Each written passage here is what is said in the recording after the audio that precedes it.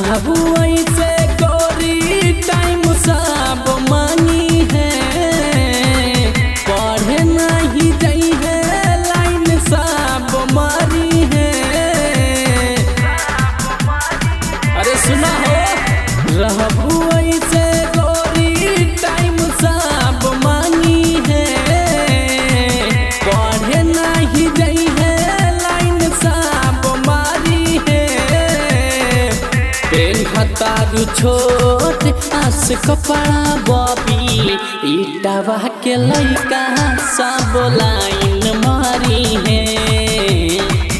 PAN हतारू छोट आस कपड़ा बॉबी, ईटावा के लइका सब लाइन मारी है।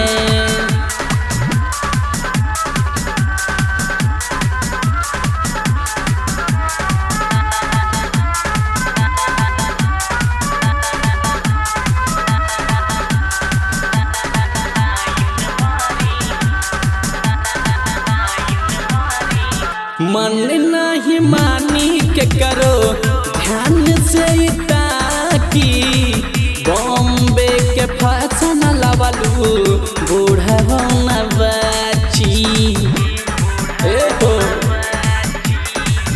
मन नहीं मानी के करो ध्यान से ताकी, बॉम्बे के फैशन लवलू बूढ़ा होना बची। दूनो रसगुल्ला तोहर लूट जाई है, दूनो रसगुल्ला तोहर लूट जाई है। पेन हतारू छोट आस कपड़ा बॉबी, ईटावा के लइका सब लाइन मारी है। पेन हतारू छोट आस कपड़ा बॉबी, ईटावा के लइका सब लाइन मारी है।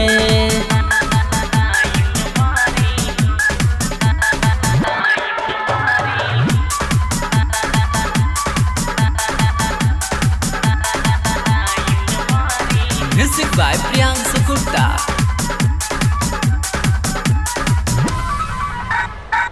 सारा शौक करा तारू के करा के देखावेलू, अजमले टाइगर कही के सबका के बतावेलू। सारा शौक करा तारू के करा के देखावेलू, अजमले टाइगर कही के सबका के बतावेलू। राजन दीवाना सब छूट कइले, रिजवान कमल सब छूट कइले। पेन हतारू छोट आस कपड़ा बॉबी, ईटावा के लइका सब लाइन मारी है।